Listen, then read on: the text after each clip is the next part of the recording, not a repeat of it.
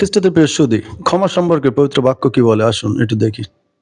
এফেসীয় 4:32 পদে বলছে, তোমরা পরস্পর মধুর স্বভাব ও করুণ চিত্ত হও, পরস্পর ক্ষমা করো, যেন ঈশ্বর ও খ্রিস্টে তোমাদেরকে ক্ষমা করিয়াছেন। তার মানে ঈশ্বর প্রভু যীশু খ্রিস্টের মাধ্যমে আমাদেরকে ক্ষমা করিয়েছেন। মতি 6:14 পদে বলছে, কারণ তোমরা যদি লোকের অপরাধ ক্ষমা করো, তবে তোমাদের স্বর্গীয় পিতা তোমাদেরকে ক্ষমা করিবেন। লুক 6:37 পদে বলছে, তোমরা বিচার করিও না, তাহাতে বিচারিত হইবে না, আর দোষী করিও না, তাহাতে দোষীকৃত হইবে না।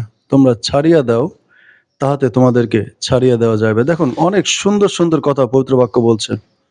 প্রভু যীশু বলছে, তোমার এক গালে যদি কেউ চর মারে, আরেক গাল পাতিয়া দাও। তোমার শত্রুকেও ভালোবাসো, ক্ষমা করো। খ্রিস্টাব্দের প্রিয় সুধী, আমরা যারা প্রভুর আদর্শে আছি, আমাদের অবশ্যই উচিত প্রভুর এই বাণীগুলো মেনে চলা এবং ঈশ্বরের বাক্যগুলো মেনে চলা। ঈশ্বর আপনার